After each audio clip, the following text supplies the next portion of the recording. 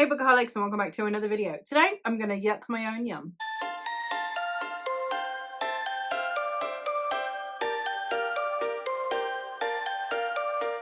I have a whole series on the go at the minute where I talk about my least favorite things about my favorite genres. These are genres that I read very frequently. They are ones that I rave about fervently. But as the saying goes, familiarity breeds resentment, and that's what we're going to be angling with today. I've already tackled sci-fi, fantasy, and historical fiction. They will all be linked in the description in case you want to check out my thoughts on any of those genres. I am soon going to be getting to horror, which is a new one in my repertoire, and today we're going to be talking through romance. Like with the previous videos, I have 5 topics to talk about today, 5 things within these genres that just bother me. They are things that I just simply don't enjoy about these genres, things that occur relatively frequently that can be a little bit of an anti-buzzword for me within the genre. So let's get into them. The first one we're going to talk about is one that has genuinely lost books stars for me before, and it's such a minor thing. You'd think, Faye, you're being so pernickety, but honest to goodness, it is something that just rubs me the wrong way, and that is the overbearing or overly meddling best friend. Now, overbearing parents is one thing, but I feel like that a lot of the time tends to tackle a little bit of the trauma of the character or the personality of the character. With the best friend, like, that's someone you're choosing to have in your life. One of the instances where this has genuinely lost a book to star is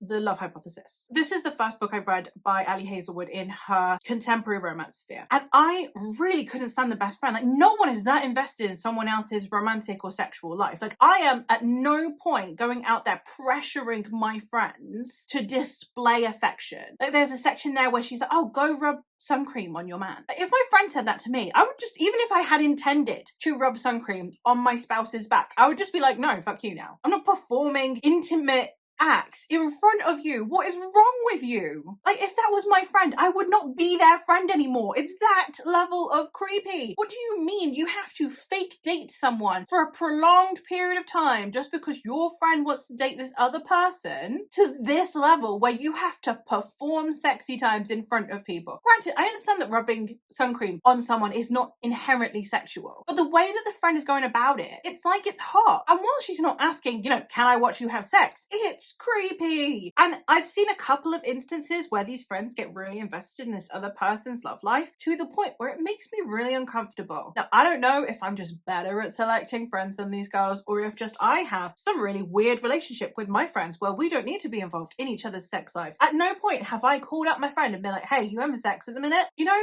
like, it just feels that level of intrusive. It's weird. I don't like it. It makes me uncomfortable. So that's a thing that, just don't do that. In the real life, please don't ever do that to your friends. Don't ever make them feel like they are in a position where they have to create some kind of physical contact with another person, even if they are purportedly in an intimate relationship with that person. I am married to my husband. I would feel deeply uncomfortable if someone told me I should be rubbing cream on his back. If I want to, I will. If he asks me to, I will. If it's just someone else telling me to, it's weird. Weird.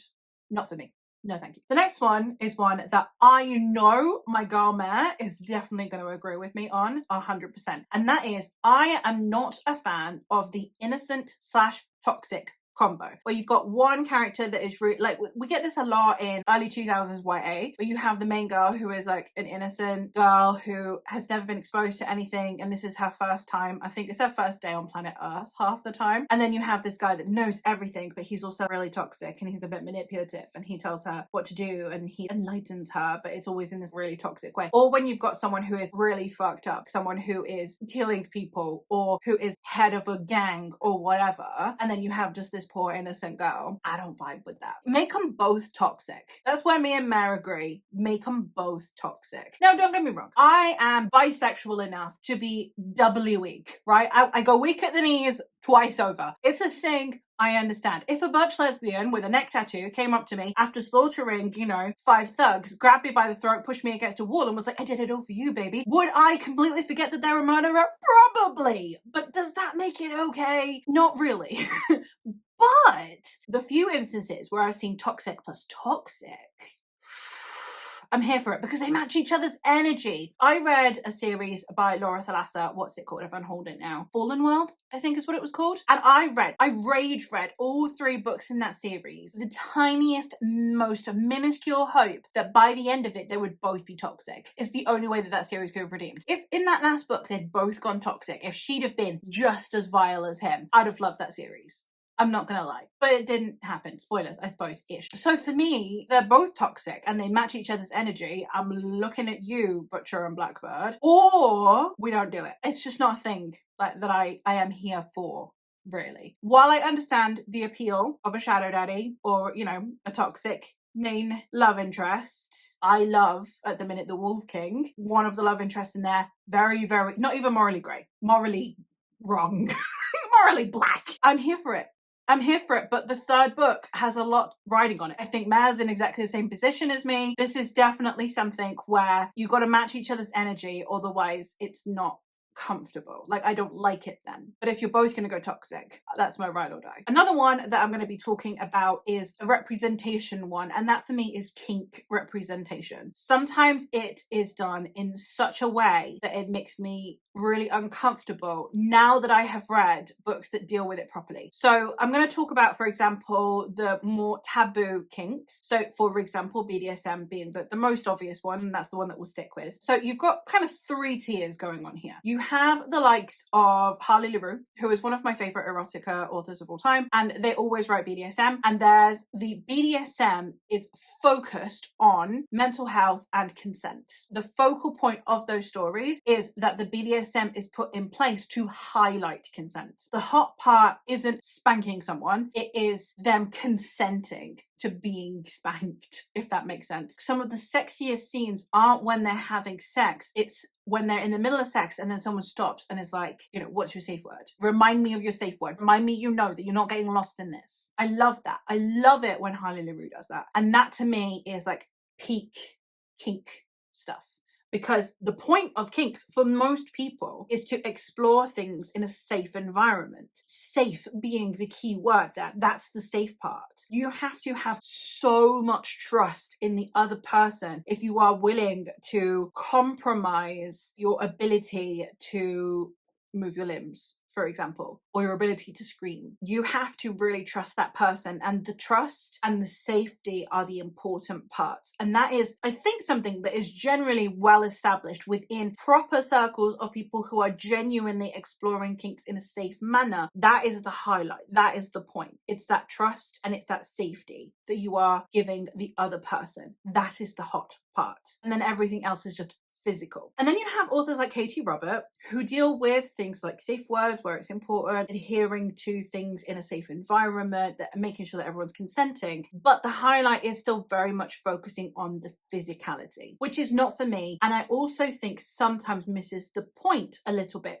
for kinks. Now, there are people who are going to read those and just find them fun, and I am not going to yuck anyone's yum. She's a popular author, she's well regarded. But having read the likes of Harley LaRue, where the emotional and psychological involvement is the key point, I just think that the likes of, for example, the Wicked Villain series, it loses that a little bit for me, and it's lost its appeal because of that, because I prefer to know the psychological and emotional investment as well. And then you have terrible, terrible representation, like you get in, for example, 50 Shades of Grey, where safe words are ignored, where the behavior is borderline criminal. You have stalking instances in those books, apparently, from what I have seen from reviewers I trust. When you're talking about the tier rankings that come with kinks, I'm fine with the Katie Robert books. I'm not okay with ones that misrepresent kinks, because it makes the community look bad. It makes the community look predatory. It makes them look dangerous, as opposed to Harley LaRue, who is highlighting exactly the opposite, that these are safe people, that these are probably some of the safest people you can encounter. Because it's so dangerous, they have to make sure it's safe. I think for me, if you're misrepresenting kinks in your erotica and in your romance, you are doing such a huge disservice to the community. But more importantly, you are introducing introducing a very dangerous aspect of this to other people. People who don't understand how kinks work might then try out a kink and they're not doing it with the correct safety measures put in place. They're not doing it in a way that they are understanding how kinks work and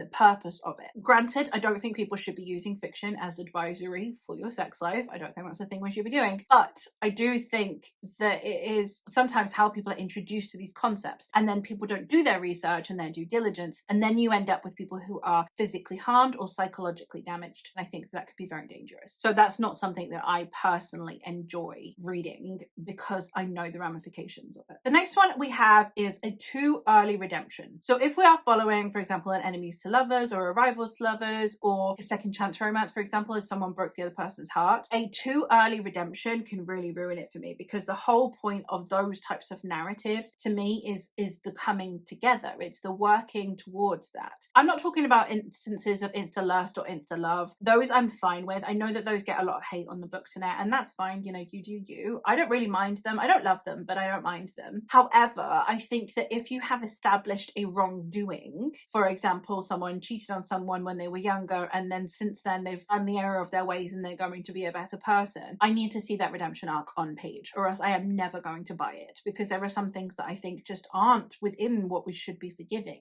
I think that sometimes on page we get past that too soon because we want to work on the falling in love part. We kind of want to get the redemption part over and done with, the coming together part over and done with quicker, so that then we can start building on the actual romantic part of the story. I understand why it's a narrative choice that a lot of authors use. It is not something that I prefer. If you're going to establish a wrongdoing, and again, I don't mean on a societal level, I don't mean like a Romeo and Juliet, like they are enemies because they were born enemies. I mean a deliberate or accidental wrongdoing on part of either party that needs to be explored and redeemed with due diligence and with time, and I need to have completely bought into that redemption arc before we can start bringing the romance in, for me personally. And the last one that I'm going to talk about is similar, I suppose, in nature to this. To me, it is that a third act breakup, and granted, I'm no fan of third act breakups anyway, they're not my thing. They are something that I know is somewhat necessary within a romance story. I'm happy when there aren't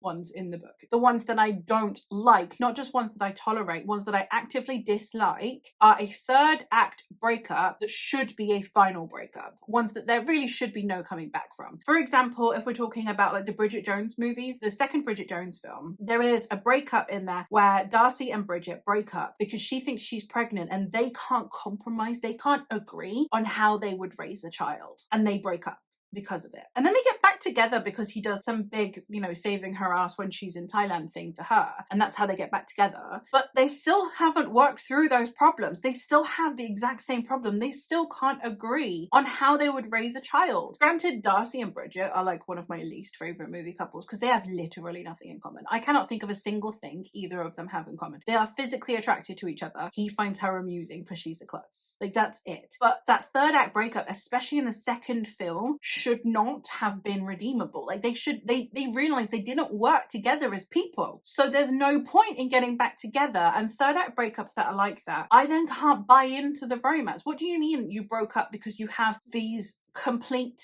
utter ideological differences? That's not something you can just go, oh, well, let's have sex instead. I just don't buy it. So then I come out of the book and I think, wow, that's going to last another month then, isn't it? Let's be honest. Because if they broke up because of this thing and then they got back together in a way that it doesn't resolve that thing, then they are clearly not going to work it out. It's not going to be something that functions. They just still haven't gotten over their attraction to each other yet. So they're going to prolong this for a few months and then they'll break up anyway. That I don't find a romantic ending then. I'm like, well, if you put that kind of third act breakup in there where it's an ideological difference or difference of needs as well, someone who wants to stay in their little rural town and the other person wants to go live in the big city, and someone is compromising everything they wanted out of life for the other person, that's going to breed resentment, and then I don't buy into the romance.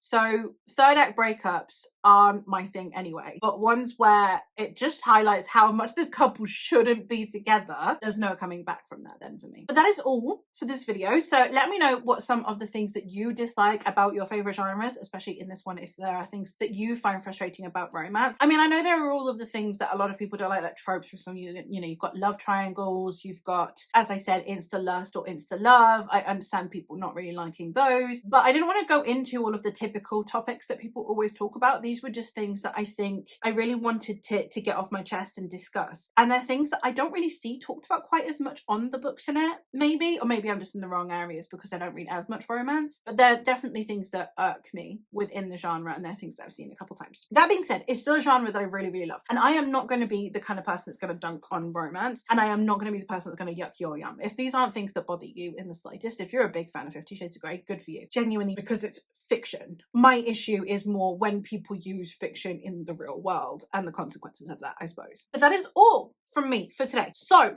as I said, let me know if there are any other things that you find that you don't really like within the genre. Also, let me know if you can think of good examples of these things. So all the things that I've said I've disliked, if you can think of a book that actually does a really good job of that representation instead, I would love to know. But that is all from me for today. So thank you ever so much for watching, and I will hopefully catch you in another one soon.